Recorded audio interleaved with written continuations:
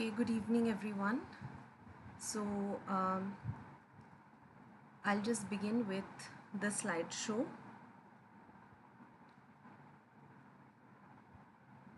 So, once again, welcome to all of you on behalf of Hope Academy. Hope is actually an educational organization that is located in the heart of Kolkata. They provide the training courses for NTA NET as well as WB SET and other competitive examinations.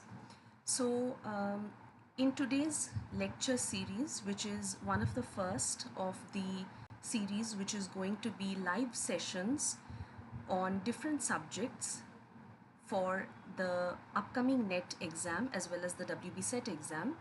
This is the first of the classes, and we will be discussing paper 2 of English literature, which is paper code 30 in the NTA NET exam. I am the educator at Hope for English, and I'd like to welcome all of you to today's live lecture series. So please join quickly so that we can start today's session. Before we start today's theory class, I'd like to mention the schedule of the YouTube live classes, which will begin from today and it will continue till 19th of November. On your screen, you will be able to see the different days of the lecture series. So you will note that the lecture will be available from 6 p.m. every day, that is starting today, November 7th, till November 19th. So I'd also like to mention that the number for calling regarding the admission query is also available on your screen, and you will be able to access online as well as offline classes for NTA NET and also the SET exams, and there is rigorous training given on different subjects as well as the general paper, which is paper 1. So you will receive mock tests throughout the duration of the course, and you will also receive the course study materials as well as detailed notes.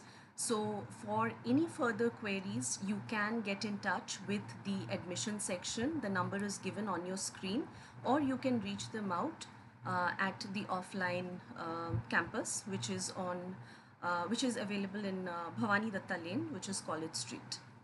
So we'll begin with today's topic, that is Indian writing in English. This is the topic for today's lecture, and in today's lecture we are going to look particularly at the pre-partition scenario. So if you divide Indian writing into English in 3 parts, you will note that it can be divided into the pre-partition, partition as well as the post-partition literature.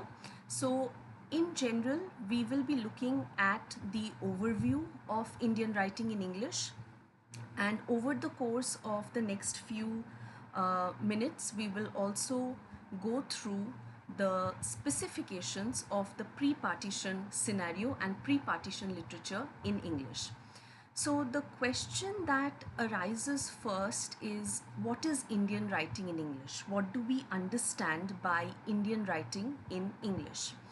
So it's very important to distinguish between Indian English literature and Indian writing in English, because when we say Indian writing in English, we are actually referring to the literature that is written by the authors who are Indian, they are of Indian citizenship, and they have written in the English language. They may be either located in India or they may be living outside of India, but they are of Indian origin and they have written in the English language. But we also include those writings which are by Indian authors in Indian languages originally, but they are available to us in translation, which is translated from an Indian language to English.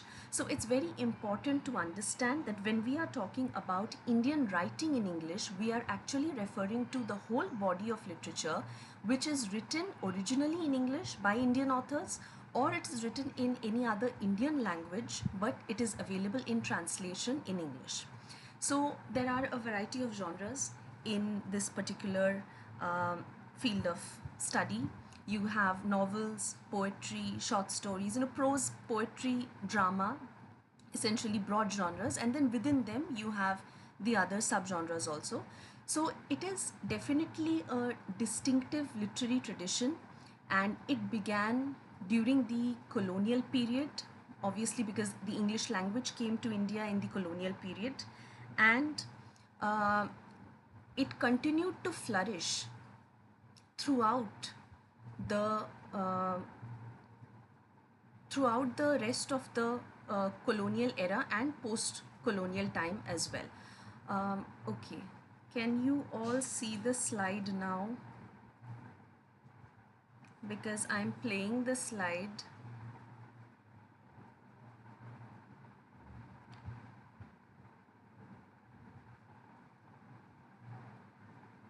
Okay, can you see the slide now? Yeah, I think there is a time lag because okay, I think it's seen right now. There's a time lag actually, okay, because I am changing the slides, but uh, it's a little slow to update. Yeah, I hope you can see the slides now. I was changing the slides, yes. Okay, there is a time lag. Okay, I'm still on a different slide, but anyhow, so as I was mentioning that this particular genre of, or this particular field of literature, it is actually encompassing a very distinctive literary tradition, and that began actually in the colonial era. So with the coming of the Britishers, we are seeing this particular literary tradition, and definitely the English language was a gift that we received from, whether you call it a bane or a boon, we received it from the British, Raj. And the history of Indian writing in English is very diverse. In fact, it's rather complex, and it reflects the socio-political, cultural history of the Indian subcontinent, not only India as it is right now, but also the pre-partition undivided India, and the entire literature provides us with a lot of insight into the life, the history, the issues of identity, the issues of politics, the issues of society in general, and the various problems related to the socio-political problems that were related to Indian life at large. So if you take a look at the next slide, you will notice that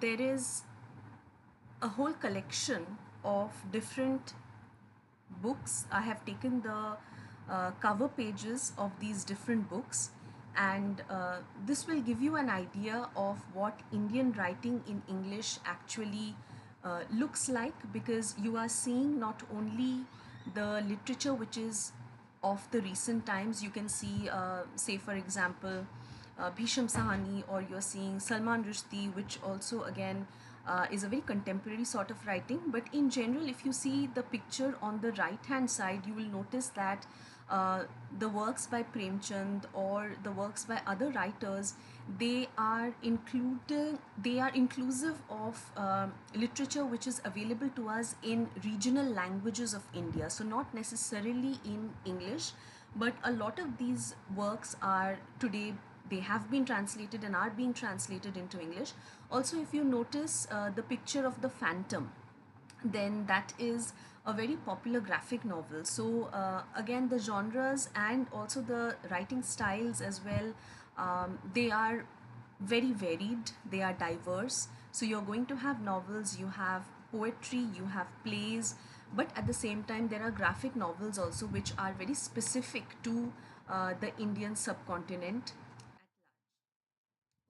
we look at some of the characteristics of this literature, that is what we are terming as Indian writing in English. And the first important thing to note is that the emergence of this literature, that is Indian writing in English, it actually emerged under the influence of the British colonialism. So the English language itself was introduced by the Britishers, and that became the medium for writers in India to engage with the Western literary traditions and also with the intellectual ideas. So they were able to express themselves. Those who were educated in the English language were able to express themselves in that language.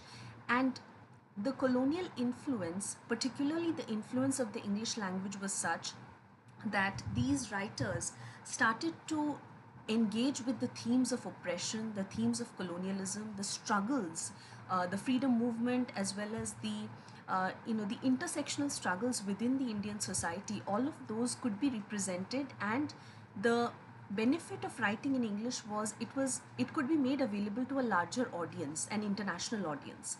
So again, the post-colonial identity or the post-independence scenario was such that the Indian writers, they started to deal with the questions of identity. They started to deal with the question of the decolonization process, and to what extent it actually helped the Indians, or it provided the Indians with a platform, with a time to you know to reassert the Indian cultural values.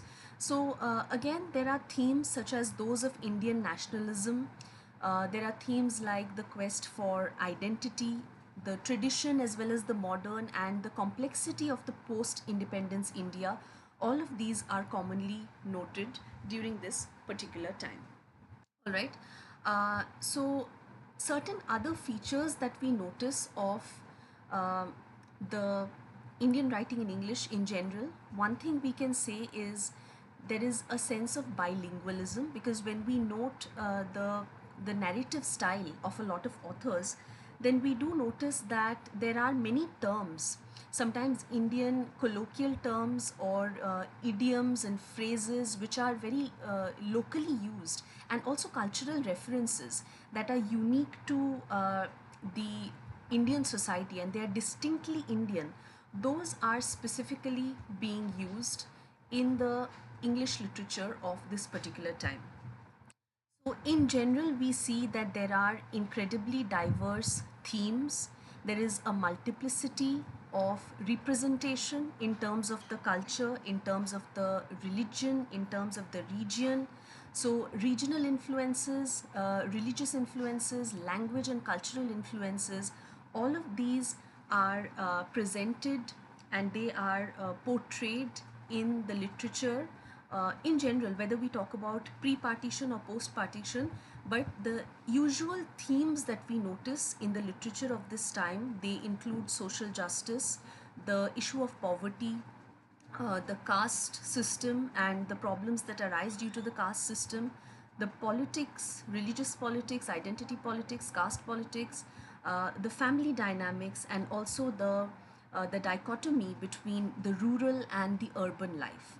So English has served as a bridge for it's a language, it's a bridge language, it's a language which is bridging the Indian writers and the global audience. So writers in India are being heard internationally, and they are able to present their literary work to the rest of the audience abroad. So this is something that they are able to provide to their international audience, and their work is being recognized, it's being read internationally, which is something that is what is required for every author, because every author wants to receive that kind of a platform. So the global audience is able to access Indian literature, and Indian writers are also able to present their work to the global audiences. Okay.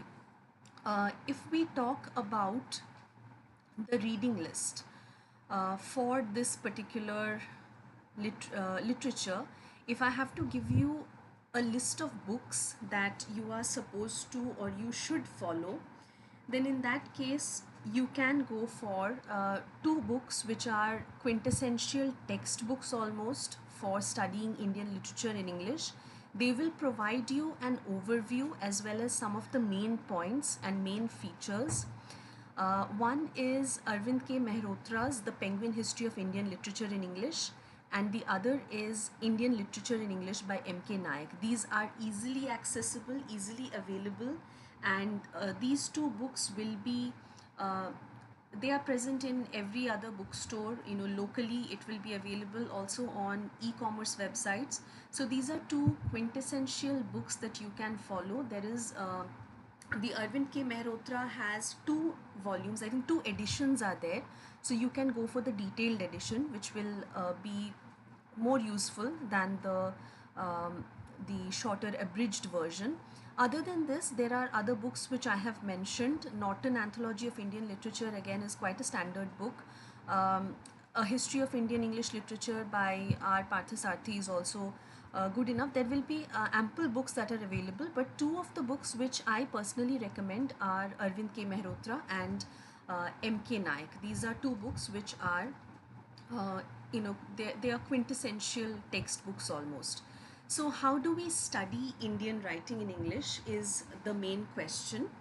So if we talk about this particular field of or this particular topic, when we talk about that from the net perspective, then you need to understand that you need to get a good idea of the socio-political background before starting with the literature.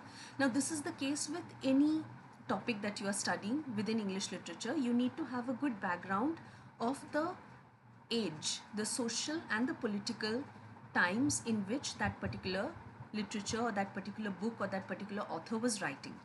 So socio-political definitely, and also the historical background. Again, you can go genre wise, which is I think more comfortable, because even when I teach I go according to the genre.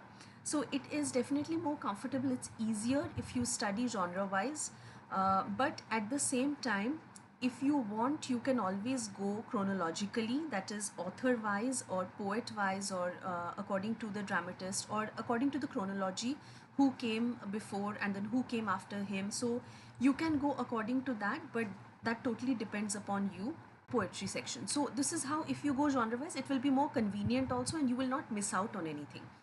Most importantly, once you have started reading up any genre or any section, in that case, it's very important that you go through the PYQs or the previous year question papers and make a note of the questions which have um, come in the NET exam or the SET exam, or for that matter of fact, any SET exam in any of the states of India. You can collect the question papers and you can go through the previous year questions. So that will also give you an idea that these are the ways in which questions are being asked from this particular topic or from this particular area.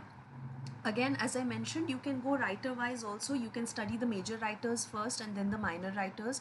So in that case, you're not following the chronology, you're not following the genre, you are just going according to the writer. So you are going that these are the major ones, these are the minor ones, and you go on in that manner. So that is also possible. Don't forget to include the translations. There are works which have been translated into English. Just don't forget to include those as well. So these are not originally written in English, but within Indian writing in English, we are also including a bit of the translations. It's very important that we have a good background of Indian philosophy and also an idea about Indian mythology before we actually start venturing into Indian writing in English. So in the classes that we have during the duration of the course, we definitely go through all of these things. But for today, since we don't have so much time and we are not going to go into that much of detail, we will not be looking at the mythological part or the the other socio-political backgrounds. We'll directly go into the literary aspects of this particular field or this particular topic. So, before we start with the topic, there are certain points which I'd like to remind, and this is something that I mention in the starting of all of my classes, or before the course starts, that is, not every single class, but at least before the course starts. And also in the previous lecture, I had mentioned some of the strategies, and these are again not exhaustive strategies, these are just suggestions. You may find your own personal strategy and feel that that is more useful for you. You may feel more comfortable with that. But these are certain tried and tested methods which can help you to succeed in the net exam, and also they can help you to succeed in the in this particular topic as well, not only just the entire course of the net exam but also in Indian writing in English. So first thing that you need to do once you start uh, studying, or once you start with the syllabus, you have collected your syllabus, you have collected the books that are required, and you are going to start reading, you need to ask the question, why? So that's the most important question that you need to ask whenever you're reading any topic for the perspective of the net exam. Say, for example, if we are taking the topic Indian writing in English, so why is it called Indian writing in English? So then you get the answer for that. So again, what is genre? So why is it, why is it divided into three genres? So then again, you get some answers. Again, you take a question, you ask why for everything. What is this and why is it like this? When you ask these questions, you will automatically see that you're getting a lot of information, and it's giving you a lot of clarity about a given topic, about any particular topic. So the next thing that you need to do is the 3 C's. You will have 3 phases of studying, and in these 3 phases, you need to maintain these 3 C's. One is to collect, the other is combine, and then finally connect. So once you have collected all the material, you are sitting and making your notes, you're making shorthand notes, you are doing your research, you are attending the classes. Once you have done all of that, you need to combine the notes, even the notes that you receive after attending the classes. You have gone through those, you need to combine all of that and then make the connections so that you attain clarity on a given topic. You are having proper subject knowledge and you are able to connect the dots so that you get clarity over that particular topic. Next thing that you need to do is definitely get hold of the previous year question paper. Note the trends. The trends are changing with every 6 months. There are new patterns, there are new ideas, there are new ways in which the examiner is actually setting the question paper. So you need to note the trend. You need to understand that on a given topic, over the course of the previous years, how has the question pattern changed, and how are, what is it that they are actually trying to examine right now, which are the areas they are focusing on. So aim for conceptual clarity. Although the exam is very information based, don't try to mug up any kind of information. Don't try to memorize the date, memorize the year, memorize everything, because you will not remember anything at the end of the day. So go for conceptual clarity, go for subject knowledge, and be very systematic in attaining that subject knowledge. So you need to have a proper schedule, you need to have a proper routine, stick to that routine and systematically study. Once you attend the classes at Hope, you will realize that the routine is already set for you. You will receive the routine at Hope, you will attend the classes accordingly, you will give the mock exams. So just keep studying at home. Whatever notes you are receiving, go through that, again keep studying. So that will also help you to broaden your horizons. You will realize that literature is not limited to these 2 to 3 topics alone, but there are so many other topics that are out there, and there is an interconnectedness between all of these things. So the bigger question that comes is whether we are supposed to study age-wise or writer-wise. So that again, I will leave the answer up to you. I prefer studying age-wise.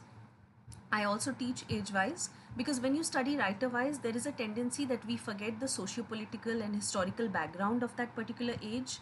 And you will not understand the context in which that literature is written if you don't study it age-wise. So it's very important that you go age-wise. If you are more comfortable writer-wise, you can go for that also. So attempt all the mock tests which are given to you, and definitely target the cumulative score. Don't think that you will score full marks in paper 1 and just pass in paper 2. that will not help you to get a good score. You should have, if you're having 60% in paper 1, you should have 60% in paper 2 also. So it should be equal. So these are some of the tips or some of the ideas which I wanted to convey before we start with today's topic. So our topic is literature, Indian writing in English. So if we look at the historical overview of literature in India, then we do notice that India is very rich in a lot of texts, in a lot of literature, and from the ancient times itself, we have literature available to us in Sanskrit, which contains a lot of sacred texts, which also contain hymns. There is a lot of philosophy in that. There is a guidance, not only in terms of religious guidance, but also in terms of philosophical and in terms of just literary guidance also. So definitely in the earliest forms we can see, for example, in the Vedas, which are the ancient texts of India. So literature and literary contribution of India has been significant even before we actually started with using English language or writing in the English language. So if you look at our epics, the Ramayana, the Mahabharata, which were composed in the ancient times, these are monumental epics. And the kind of themes that they explore regarding duty, regarding the moral values, these are basic human values. So this kind of literary contribution has influenced the Indian culture, the Indian literary scenario, and definitely India has a very strong literary history, literary background, not only in the classical Sanskrit literature, but also we see in the Bhakti movement, which was from the 7th century onwards. And you have poets like Kabir, like Mirabai. They emphasized on the develops the Persian literary culture. Then we come to the colonial era with the British, and we are seeing literature which is, that's the emergence of modern Indian literature. And we are seeing a lot of writers during this time, they were writing in their own regional languages. And at the same time, the influence of English is also noted. So you are going to see a lot of regional literature during this time.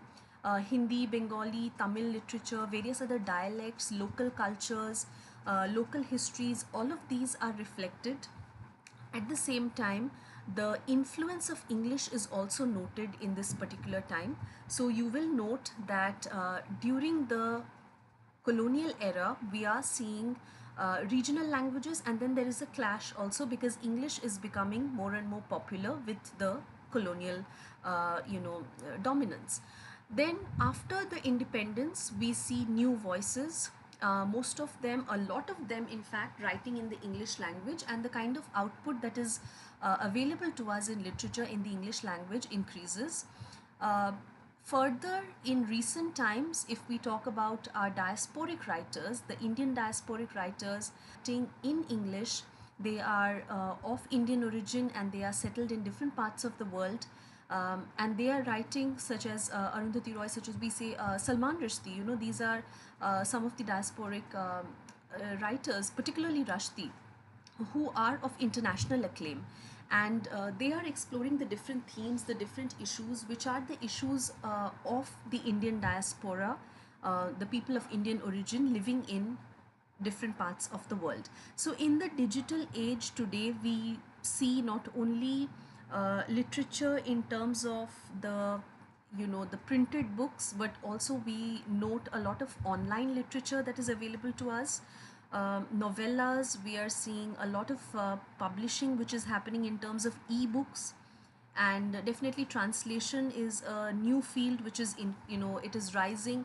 So we do note that the English language has served its purpose of making Indian literature and making Indian literature available to the world, and also providing the Indian writers with the platform to make their literary output global, to reach out to the global audience.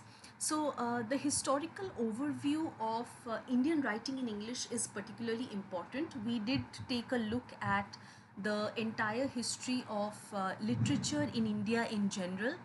But Indian writing in English particularly had its beginning somewhere around, say, 17th century or so, and the British actually started to arrive during this time, and they brought with them the English language, not very popular during that particular time, but there are some religious texts of India, or writings in Persian and Sanskrit which were being translated into English. But with the influence of the East India Company, we see that the English language started to become very popular. And a lot of literature, there was, say, Indian literature in English, in the sense that with the influence of Sir William Jones, who was actually a British judge and scholar, he founded the Asiatic Society in Calcutta, and he translated a lot of Sanskrit texts into English. So later on, we have the Indian writers also, or Indian social reformers, the thinkers of India, such as Ram Mohan Roy, who's also known as the father of modern India. He was very influential in communicating the ideas of the literature, of his ideas into literature. So we do see certain writings during that time, but it was not until, say, early 19th century when you have the emergence of the Indian poets and novelists, and they slowly started to write in English itself. So you have Indian poets such as Henry Louis Vivian Desrosiers, and he was an Anglo-Indian poet. He has also written a novel, but he was primarily a poet, and he was blending the Western themes with the Indian themes. So there's a lot of blend of romanticism and Indian themes in his poetry. Again, the novelists of India, such as Bankim Chandra Chattopadhyay and the others, they were starting to write during this particular time. Tagore also, pre-independence, he became an important figure, writing in both the languages, Bengali as well as in English. And the influence of the British Raj in general, we see that the English education among the Indians, definitely, of course, the Indian men most importantly, women were still not that educated, but English education in general, there was an increase of that, because of which we see that there is slowly the use of English language, and the whole idea of using the English, or learning the English language, was to secure good jobs in the in the civil services of that particular time. So later on, of course, there was a lot of backlash, and a lot of the Indian nationalist movement, the people involved with the Indian nationalist movements, the Indian intellectuals and writers, a lot of them did not agree to the use of English, but then again, many of them started to use the English language also. So we see a lot of literature which is being written in the English language. So for example, you can see someone like Swami Vivekananda. He is not a literary person or a literator in general, but a lot of his speeches on Indian philosophy and spirituality, they were delivered to a global audience through the medium of the English language. Again, Tagore, he was bilingual, writing both in Bengali and English. Gitanjali, which he wrote in Bengali and then translated. So this is also available to us in English. Late Machuptai, Sadat Hasan Manto, their works originally written in Urdu, they became translated into English, which happened much later. Then again, the rest of the literature that we have in the post-independence period, a lot of it is in fact available to us, a significant chunk of it available to us in the English language. And more recently, of course, the Indian diaspora, they have been writing so many novels and poems and plays. So you have the rise of the diasporic writers, and they are providing a blend of the Indian themes with the global literary traditions. So in the digital age, in the contemporary age, from the, say, 2010 onwards, we can see that there is a rise of a very democratized Indian literature in English language, or Indian writing in English, because young writers are no longer waiting for a particular medium. You have the World Wide Web, and they are publishing their blogs, they are self-publishing, they are publishing on social media. So these are also different forms of literature which is being available to us. And the entire landscape, in fact, of Indian literature is evolving and it is growing uh, to a great extent. In fact, the kind of literary output that we have right now is very significant, and it's quite huge in terms of the amount that we have, which is being written. So if we look at some of the features of Indian writing in English, definitely very hybrid in terms of the cultural identity. There is a blend of the regional and the indigenous, or the regional and the colonial, and the legacy of the British colonialism was there to a great extent in the early post independence literature. But over time we are seeing that we are coming out of all of that, and there is a desire to actually reflect more on the social realities, on the Indian themes, the settings, the Indian mythology, folklore, spirituality. So, all these things are being discussed in the contemporary Indian literature. Also, the in the post-colonial Indian scenario, what we notice is that there is an exploration of the post-colonial identity. So within the Indian writing in English, there is a post-colonial perspective, and the writers are often exploring the themes of identity, belonging, alienation, and all of this is within the context of the colonial past of India. So you have V.S. Naipaul, you have Kiran Desai. So these are some of the writers. And also there is a lot of experimentation in terms of using the English language, which I did mention previously also. There was a tendency to utilize some of the Indian idioms, Indian phrases, colloquial terms. So more or less right now the scenario is that there is an Indianization of English, and definitely we see that in a lot of also there's a lot of wordplay, there's a lot of linguistic experimentation in more recent writings which are available to us by the diasporic writers. So these are some of the features of Indian writing in English. We have a special focus for today's lecture on pre-partition Indian writing in English. So which is before 1947, the kind of literature that is available to us.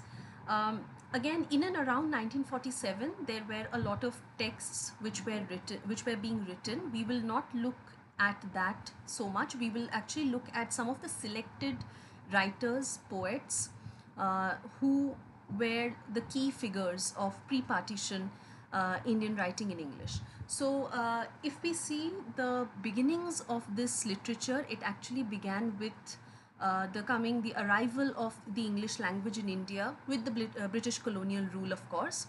And earlier times, as I mentioned, there was a lot of translation of English texts and accounts of Indian culture and history by the British officials, also by the missionaries. So, for example, you have Sir William Jones. He has translated the Sanskrit text Shakuntala.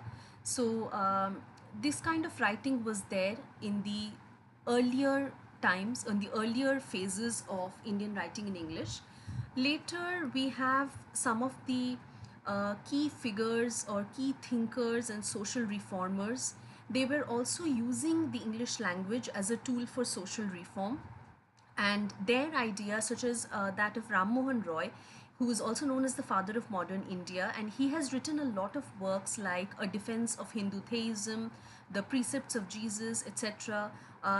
He has been instrumental in founding of the Bengal Renaissance, and definitely the idea was to use the English language in writing this kind of speeches or pamphlets or philosophical texts which promoted social reform, and they also promoted rationalism, religious tolerance in colonial India, and also modernization. So we have to understand that this was a time when the British were still there on the Indian soil. Also, another phase or another faction of the pre-independence Indian writing in English is Anglo-Indian literature. Most of them were the Anglo-Indians who were the educated ones. They were civil servants or intellectuals or writers in general, and they used the English language as a tool for communication, as a tool for self-expression. So, an example of that would be Henry Louis Vivian Desrosiers. He has written some very important poems, and also he has contributed a lot to the Anglo-Indian literature of this particular time. Apart from these, we have some Indian writers like Bankim Chandra Chattopadhyay. He is actually a Bengali writer, and he has contributed significantly to Indian writing in English. For example, he had written the novel Rajmohan's Wife in 1864. It's actually the first novel which was written in English by an Indian author. So he's quite significant for that, and he had to face a lot of backlash during this time because there was the notion of the Babu culture, that there are these educated Indian men who are in fact utilizing the English language, the language of the colonizer, and they are writing in that particular language and forgetting their own language, or just a social sort of societal backlash that he had to face. So he goes back to writing in Bengali again. Apart from this, Swami Vivekananda is a key philosopher and spiritual leader of pre-independence, but he's not exactly a literary person, a literary figure, but nonetheless, he was somebody who had utilized the English language, and he has given us some which actually were given to a global audience, and that made his work quite popular and quite important. With the starting of the nationalist movement in India, the freedom struggle as well, we do see that there is a rise of the Indian novel writing during the late 19th century. But apart from this, we also see the influence of the press, and the Indian writers and intellectuals were able to voice their opinions and engage with the socio-political issues of this time with the platform that English language newspapers and journals also provided, such as the Calcutta Review or the Hindu, to name a few of them. So if we look at some of these selected writers that as I had mentioned, we will be doing that in today's one of the important writers is Bankim Chandra Chatterjee, and he has written an important work that is called Rajmohan's Wife.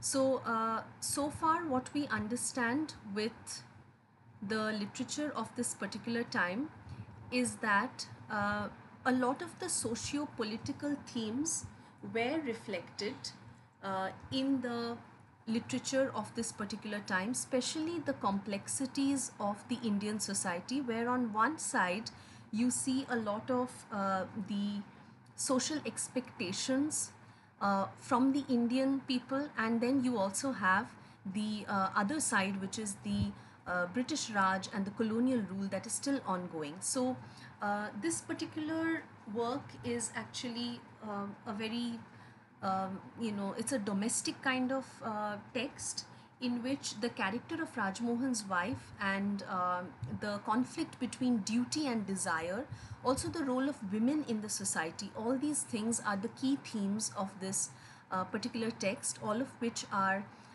actually discussed in this particular text. So Rajmohan is the protagonist, and he is somewhat self-centered and depicted as a person who is, he doesn't have a lot of importance for his wife, or doesn't give a lot of importance to her, and there is a lot of personal clash because of these emotional conflicts within the couple, within the marriage, and also the social expectations. So again, the role of women and the limited agency that women had in the society of this particular time, this is also reflected in this particular text. Apart from this, we do see another important text written by the same author, which is Anandamott, and this is quite important because it has a lot to do with the religious and the nationalistic themes of the 18th century Bengal in particular, and the kind of religious movement that rose against the British colonial rule, and also against the exploitation of peasants. So there is a blend of Indian mythology and the politics of this particular time in the backdrop of the British colonial rule of this era. So we'll not go into a lot of details, but the important thing to know is that there was a famous song, Vande Mataram, which is actually, it comes from this particular novel. So please make a note of that, because we will be discussing these in the questions to come. Okay, we talk about another important poet, writer, Henry Vivian Derozio. He has written some important works such as The Fakir of Jangira. So this is actually set during the period of the Maratha Empire and also the rise of the British East India Company.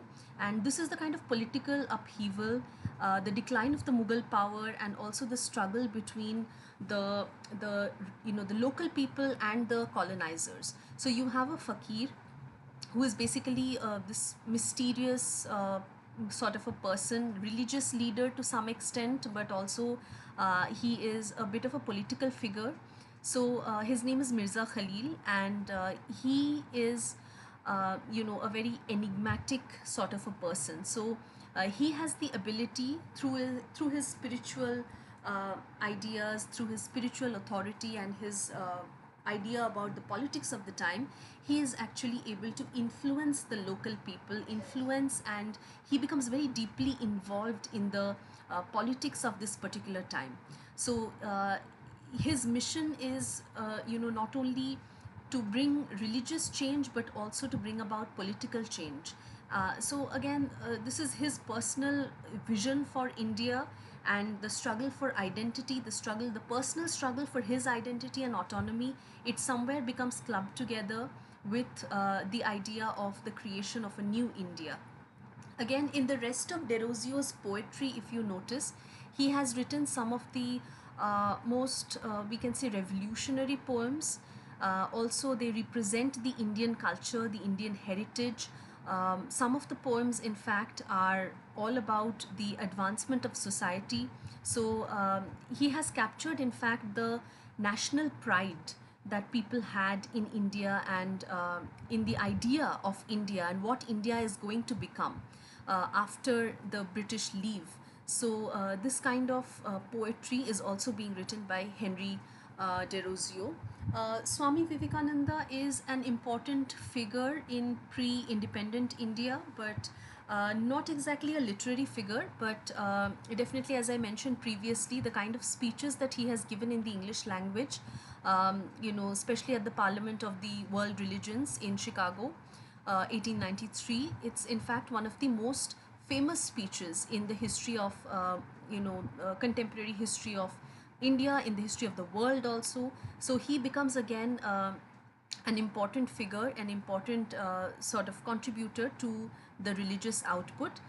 Before we end, we look at two poets. One is Toru Dutt, the other is Sarojini Naidu. Toru Dutt is an important figure in Indian literature in English. She is actually one of the women writers in India, and she is considered one of the earliest Indian poets who has written in English. She died at a very young age, very tragically, and almost at the age of 21, she passed away. But the kind of literature that she has provided, it's deeply rooted in Indian tradition, in Indian culture, and there is a good blend of the Western and the Indian, because there was a significant amount of time in her childhood that she also spent abroad outside of India. So there is a good blend of the Western influence along with the Indian themes, and she was very much influenced by the English Romantic poets. So again, the ideas, the elements of Romanticism, the features of Romanticism, the love for nature, the love for spontaneous writing, subjective lyrical works. Those are again noted in her poems. Some of the important collections, if we see, A Sheaf Gleaned in French Fields. This is one of her very significant collection of poems. And this particular volume, in fact, has some of her translations also from French, the translations of the French poets. She translated their works into English, so that is also included in this particular collection. So you have some important poems in this collection like The Lotus, um, Our Casuarina Tree, The Farewell. Again, another collection which is quite famous, which is about the Indian legends and Indian mythology by Toru Dutt, is Ancient Ballads and Legends of Hindustan. You have some poems like The Dance of Shiva, Lakshman, etc. So, in general, we see that there is a lot of influence of her personal life and personal sorrow, along with romanticism, along with the Western elements in her poetry, and these make her poems very personal, very reflective. And also there's a sense of nostalgia, a sense of melancholy. Definitely, there is a lot of grief because of the loss of her siblings, because of the loss of her mother. But then again, there is the exploration of religious and philosophical themes also. Lastly, we look at a poet, Sarojini Naidu. Again, I have tried to include the female writers or poets also of this particular time. Naidu becomes very important. She's also referred to as the Nightingale of India, and she was a prominent Indian poet, prominent Indian women poet, and also a political activist of her time. And in her poetry we see a lot of lyrical poetry, definitely, but there's also a good blend of the Indian themes, the cultural expression, patriotism, and also her idea of the nation building process, the freedom struggle, because she was an activist and she was involved in the freedom struggle. So all of that also has a lot of reflection in her poetry, and she celebrated that idea, the idea of rebellion against the British rule, the idea of women being involved in the rebellion. So definitely a lot of her poems are lyrical, very personal poems, but then again there is a reflection of the issues of women, and the empowerment of women, the in the context of women. She has written in the context of women's issues, she has discovered or she has discussed the themes of love, loss and longing. So in general, there is just a very musical, lyrical beauty to her poems, but they are very serious themes that she discusses. Some of her major works include In the Bazaars of Hyderabad. um, it's actually an anthology. It's a poem, it's anthologized, and it's the celebration of the Indian marketplace, the bazaar, and the kind of colorful imagery that she has evoked in this particular poem, the cultural diversity, because the bazaars of India were the places of exchange, not only of goods, not only of buying and selling and economic activity, but also they have a rich cultural diversity to them. So the kind of dialogue between the poet and the vendors, that is reflected in this particular poem, and that sort of provides us with the idea of the indigenous atmosphere of the Indian society. Again, you have the Golden Threshold, which is her first collection of poetry, and in this particular collection you have the poem In the Bazaars of Hyderabad, The Lotus. Now don't get confused, The Lotus is a poem which is by Sarojini Naidu, and there is another Lotus which is by Toru Dutt. So these are two different poems. Both of them have written on the lotus, but these are two different poems. And again, if you see some of the patriotic poems like The Gift of India, that again becomes it really demonstrates her commitment to the Indian freedom struggle, and how much she had respect for the Indian soldiers who fought in World War I, and so on. So these are some of the topics, some of the important writers and poets that we have discussed in today's lecture. um, these are some of the MCQs. um, we can go on to discuss them if time permits. These are simple MCQs which you may receive something of this sort. Um, if anybody has any questions, you can put them down in the comment box. If anybody has anything to mention, that can also be given in the comment box. Regarding the types of MCQs, for example, I'll just go through one MCQ so that you get an idea. Which of the following poems is Toru Dutt's most famous work, in which she meditates on the themes of beauty, purity, and spirituality symbolized by the lotus flower? So, obviously, the answer is very much there in the question. If any of you can please mention the answer, because rather than me telling you the answer, it's better that if you can mention the answer. You will mostly receive this sort of very simple MCQs. Indian writing in English is an area which is becoming more and more important, and it is being focused in the net exam. So this is definitely an area that needs a lot of rigorous study. Not saying that the other areas are less important, but uh, this is one area which is becoming an important focal point for the net exam perspective. So um, yeah, the answer is quite obvious because it's given in the question itself, which is The Lotus by Toru Dutt. So this is just one MCQ. I have given a couple of MCQs. After this lecture, you will get this particular slide, so you can go through them and you can go through these MCQs. This is just to give you an idea that usually in our classes we discuss a lot of such sample questions.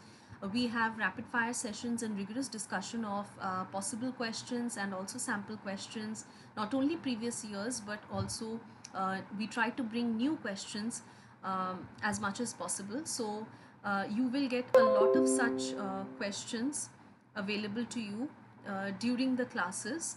Um, so I think we are done for today's lecture, and if anybody has anything to add or anything to say, you may do so. I hope this session has been informative and it has been useful to you. So yeah, okay. So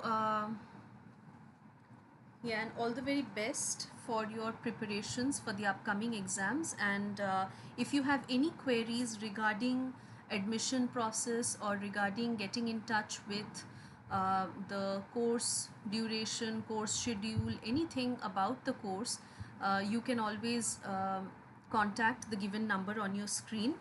Also, please don't forget that today is only the first day of the lecture series, so there will be lectures going on continuously every day. So the schedule was already shown to you in the beginning of this session. So please join us for further sessions, um, and you will definitely be benefited from all of these. So thank you and have a very good evening.